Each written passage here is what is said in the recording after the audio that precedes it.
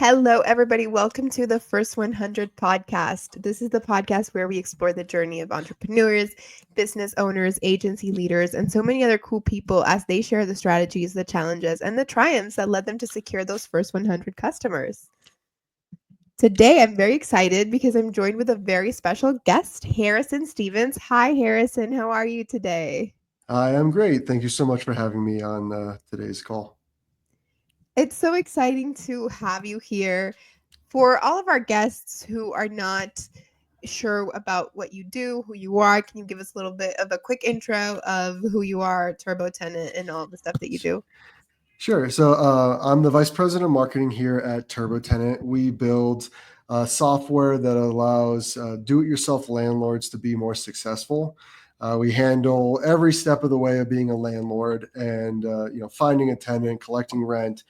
And a lot of that has to do, a lot of the work we do as marketers is educating people on the value of it, but also getting them to take action, which is sign up for our software and use it. And I've worked, this team is a reasonable size, but I've also worked with teams where I was the individual. I've worked with teams where we started with one, made our way up to 10, and have seen just a lot of different things in my career on how to manage marketing. Amazing. So I know that TurboTenant is focused mainly on real estate, but you have worked with different kinds of marketing teams before, right? Yeah, I've built an online registrar, so domain names. I've done online dating software. I've done home decor. I've done clothing. I've done online babysitting app. I've done moving. I've done legal. I've done finance. I've done quite a bit these days now, you there's a lot of overlap. You'd be surprised on what type of overlap moving has with babysitting. But a lot of the tactics that you can take as a marketer, 70% of it overlaps. And then there's a 10% that's really unique in every business that you need to kind of understand. But the playbook can start pretty similar in a similar fashion for a lot of these different types of verticals. Amazing. So actually I brings me to my first question, which is how is or you told me that there's overlap with marketing for all of these different sort of industries. But for example, if we're talking about specifically real estate, what do you think is more successful or effective when it comes to reaching landlords and tenants and specifically to this industry opposed to what you have been doing before? What do you think the changes are? Sure. I think there's, for every industry I've worked in, there's kind of one question and two usual answers for that question is, how are people finding you? And, with our current software solution, usually people have a problem, they're trying to solve it, and they search for it. And that's where search becomes really valuable for us in this business. In clothing, people are not necessarily searching for a specific product. A T-shirt, we'll say, or a hat. They discover it, and discovery is the other route. So social media becomes really valuable on just getting in front of people, getting their eyes on it, and inspiring them to look into more. Versus a TurboTenant, I need to find a tenant. I'm going to search, find a tenant. We show up for those kind of things, and that's either paid or organic. That's kind of the first stage for our business is trying to corner that market and be really strong. And if people are searching to solve a problem, we want to make sure they find us to solve that problem. So we have a lot of viewers who for the first 100 who do struggle with starting a marketing team or a marketing strategy or just, converting sales, like having, getting impressions reach whatever it is that they're looking for with marketing and then turning that to actual leads. How would you advise a person who is just starting or who is like a small business or maybe like a mid-level business who is struggling with actually growing that marketing side with sort of building that from the ground up? Sure. So similar story for all businesses. First is, how can you get people to discover you? Whether it's search or social media and push campaign, things like that. Figure out where you believe your audience is. I think that's a good start, and getting them to, typically we'll say your website. Then can you get them to sign up, and then can you at least capture something and then communicate with them? So you need a website, you need a program that can communicate with your users. Typically that's an email program, and there's a lot that are very inexpensive. And begin to get people to interact with your brand, test messaging. Um, you can invest money to speed this up. You can do this passively and, keep your costs low. That's kind of the first step, is building the awareness, to capturing them, to communicating with them. Because if you get their email, you can talk to them 5-6 times before you lose them. And that's usually the first steps that I would set up for any business, is making sure that I have those stages covered. And they're often low cost starts for any business. Awesome. Yeah, I think like when I've spoken to a lot of people, I don't know if you're familiar with what Penji does, but we offer a lot of creative services. Mm-hmm. And from there, there stems a lot of like marketing questions and SEO and like content strategy questions. And I think what I've noticed is a lot of people who, and I think this topic comes up a lot, people who are very good at product, right? Specifically, they're business owners who want to sell whatever product or software or service, but they're very good at that specific thing and they're not necessarily well versed in marketing. So it's always a huge gap of like, I have this great thing that I want to put out there, but I don't know how to sell it and how to communicate it. We get a lot of questions like that. And it, for a lot of different industries, there's like stuff with like e-commerce and stuff with drop shipping, like stuff like that. And then we get like softwares and people who are offering services. I've talked to a lot of different kinds of people. So what would you say, since you have also mentioned that you worked in so many different industries with marketing, do you think that there's like an overlapping thing that everybody can follow, or do you think that there needs to be a little bit more of a tailored thing depending on the industry when it comes to starting a business? Yeah, I think one thing that always can work is, especially when we're talking about getting your first 100 leads, first 100 customers, is talk to them. It's not hard to talk to 10 people. And most people think it is, but you reach out, especially if they like your product, they do want to talk to you, and find out, what problem did you solve? Why did they choose you?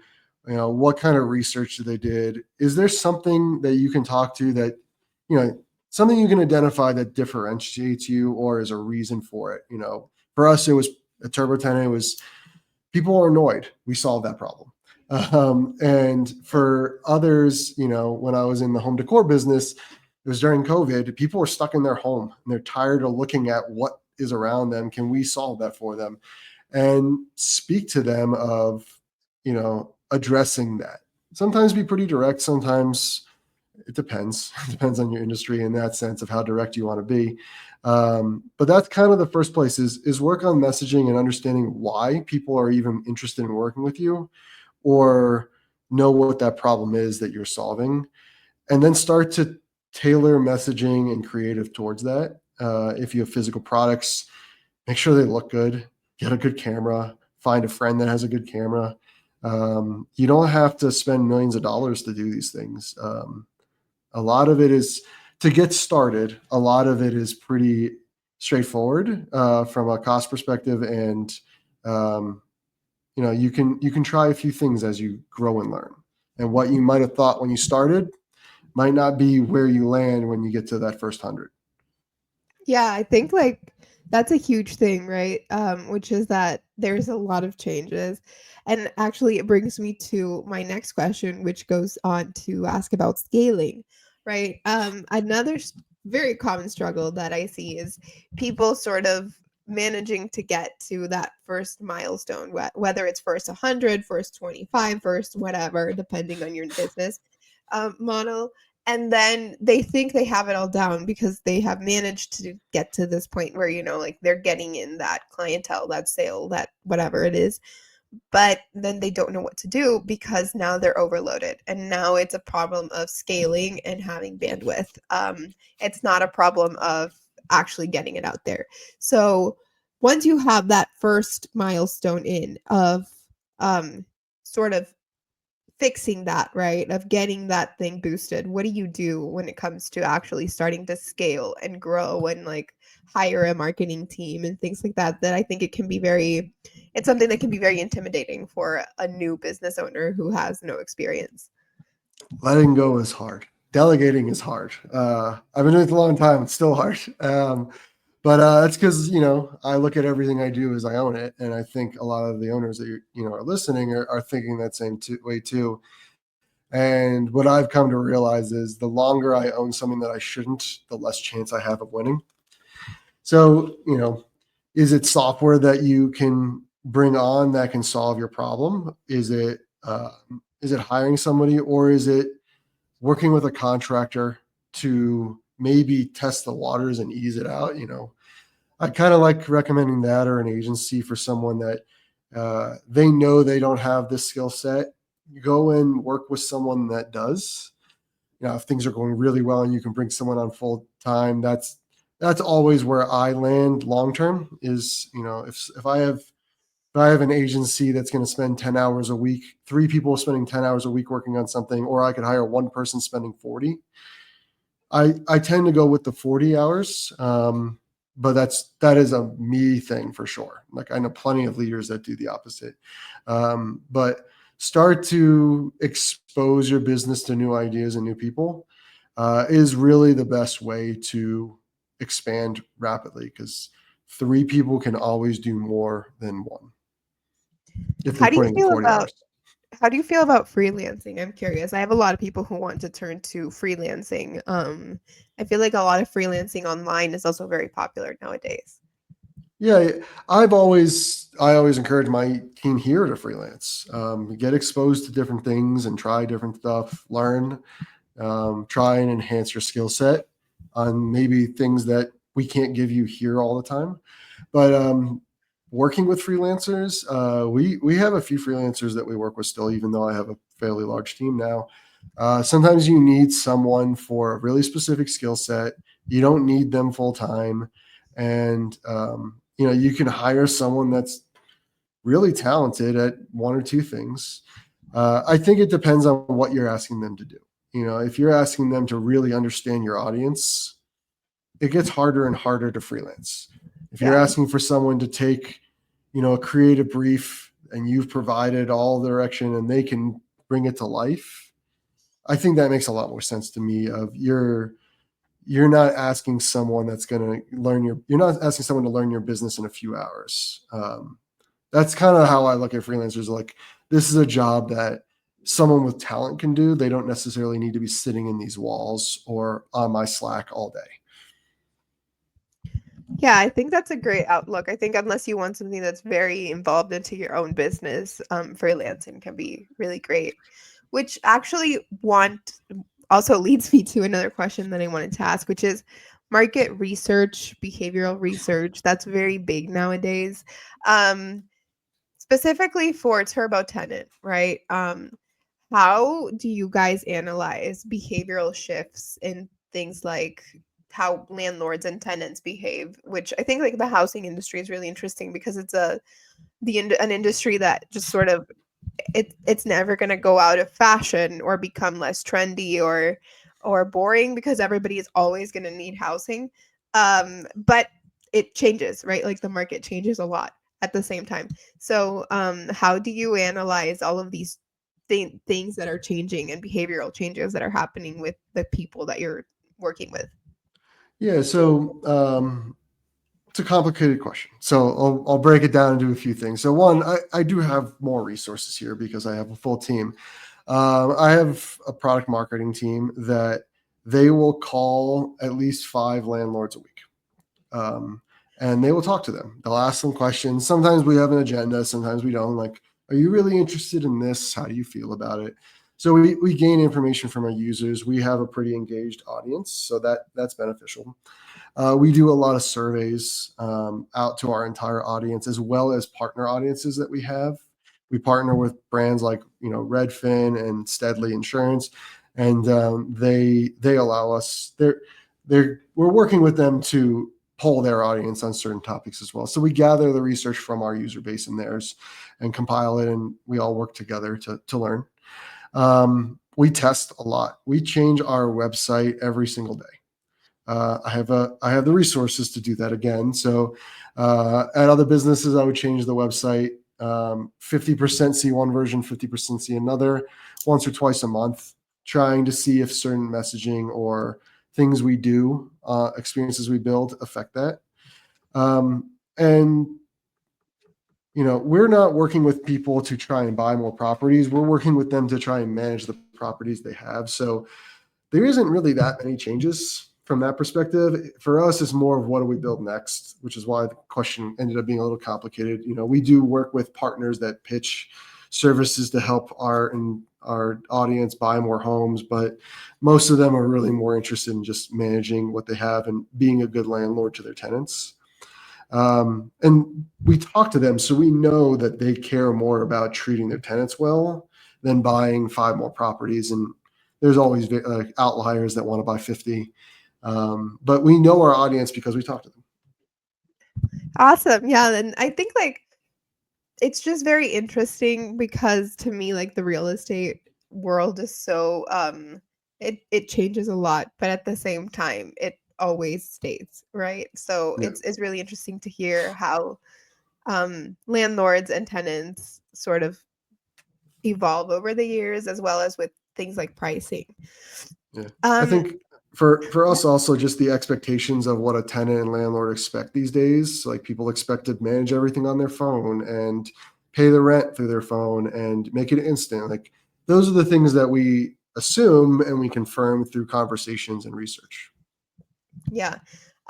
Actually, this is kind of like maybe um not related, but it reminds me of when I used to live in Taiwan. Okay. Um and the convenience of that place was just incredible. Like they had sort of created this world where you could pay everything really easily and shop everything really easily. So it was really easy to do a lot of things, right? And you could pay your rent in like a 7-Eleven at the same time that you paid your water bill and your electricity bill, and it was really convenient. But I lived in this one apartment where like the landlord was kind of old fashioned, so she preferred to come over every month and take the money from us cash because that's just how she liked to do it. So like every Yeah. month we had to sort of go to the ATM, take out the rent in cash, count it, and then wait, like make an appointment with her. And she would come to the house and she wanted to sort of see the apartment and see that everything was pretty and okay, and see if there was any sort of like thing that was missing. And then she would take the money and she would ask us of like, do you need anything this month? Like, is there anything that's broken or whatever? And we would be like, no, it's fine. And then she would leave.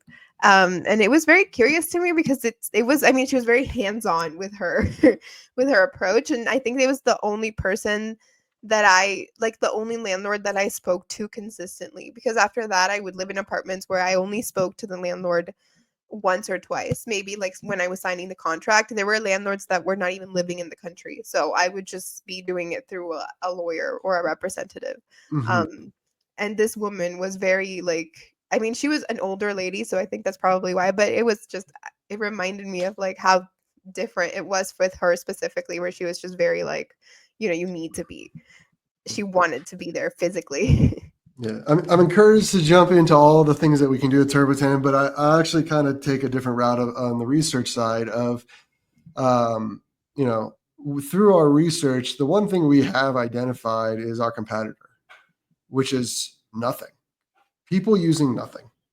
And I think that's the story that our marketing continues to shift towards is, how do we educate the people that aren't necessarily looking for a solution, that there is a better way, and that we could make it so you don't have to stop by a place every month. You can just Yeah. receive it in your account out of nowhere. And we'll automate the communication so that you can have that monthly conversation through our software, because we ask every time someone pays rent, how's it going? Anything broken? We create that. We force it to happen in a good way. But If we didn't do the research, we'd be searching for our terms, seeing who's out there and saying that company's our competitor. But in reality, 80% of the people that we're looking at aren't using anything, or they're using one little thing to do something. And that's where our marketing continues the shift of, we're really good at they're searching for a problem. We're going to solve it. Now we need to get in front of people where they are when they don't even realize that they have a problem that they're just living with. And that's a Yeah. much longer stage for a lot of marketing. We're a little bit older of a business. But that's kind of through the research of we've identified the next step and assume that your business is going to plateau on a regular basis and you're going to have to change the way you do things. I'm changing the way we're doing things tomorrow with my team. We're changing our teams, the structure of them. Like what got us to today might not work for the rest of the year. And we're going to try and change it from that perspective. And from an outside perspective, you might not see too much, but it will subtly change over time. And I've seen that happen in businesses of like, you need to work a certain way to get to point A to B, but B to C is a little different. And feeling comfortable and knowing that businesses do that, I think is a valuable lesson for today's talk of, you can change and it's okay. And businesses do. Yeah, there is. Like, I think just being able to adapt to change is huge, right? Okay. Yeah. Which I also wanted to ask you, Harrison, about landlords specifically. Sure. When it comes to actually maybe anybody who is looking to streamline um any kind of management, but I'm thinking just like landlords trying to streamline property management. What advice do you give them? Because I think it's just like such a niche struggle that a lot of people probably think it's like very personal. Like they're not thinking outside of like, oh, maybe let me outsource this or let me like do this, because they're just thinking like, what do I do with this house? Yeah. I mean, there's more information than ever on the internet. I think few routes to go. You can do your research. You can search for things, and I think you have to ask the right questions of not how to find a tenant, but different ways to manage a property. Go broad and just see where you discover inspiration. Following people online. There's a lot of content creators for any type of industry. There's a lot for landlording. So that means that there's a lot for anything. There's a lot for moving, which I've worked in. Like, who knew there were moving influencers? But there are, and they're really There impactful. are? Yeah. I'm curious. Just like Yeah. influencers about helping you move? There are people that educate you on like ways to move, but also there's influencers that are moving and talk about their Oh. experience and things like that. And we actually had a lot of success with influencers on that standpoint. But you can learn and absorb information. And I'd say any marketer, and probably any business owner, should stay curious. It's the thing that I hire for the most, honestly, is, hey, this doesn't look right. Let me look into it versus, oh, someone else will figure it out. I love the people that just dive into problems and see if they can discover a problem or an opportunity. So, when you're doing research, be the same way. Like, ask the internet broad questions and see where you land, because you'll discover more. Talk to companies. I love doing demos for software because I tend to learn things I never learned before, and that broadens my scope of what I'm trying to find for software, or it narrows it sometimes. So, talking to people, you can learn a lot. Yeah, stay curious. I think that's For also sure. why this podcast exists. I think Yeah. I love getting perspectives from different people on different industries. We have a lot of different kinds of listeners. So you never know, I think, what you can take from any of these talks. Now, Harrison, our time is almost up, but I do have a little game prepared for us before I let you go. Okay. Um, I'm gonna put a little bit of pressure on you. I'm getting my phone right now and I'm gonna put a 1 minute timer Okay. and we're gonna do a rapid fire of questions. These are not marketing related, they're not about TurboTenant, they're not about business, they're just fun questions. And I want to see how many you can get through in 1 minute. So the pressure is on Okay. because nobody has gotten through 20. Are you All going to right. be on the list of losers or are you going to be my first winner? We'll see. Well, I'm in the play to win room. It's one of our core values, so I better win. Okay. So let me just start it. And I'll start reading the questions. Great. Ready? Yep, let's do it. Coffee or tea? Coffee. Early bird or night owl? Early bird. Favorite social media platform? LinkedIn. Go-to karaoke song? I don't sing. Birds Flying High by Michael Bublé. Books or podcasts? Audiobooks. One word that describes you? Curious. Dream vacation destination? Japan. Most used app on your phone? Mail. Favorite emoji? I like the emoji of the older woman saying what? Because people say things and I'm confused. Hidden talent? I can whistle really well.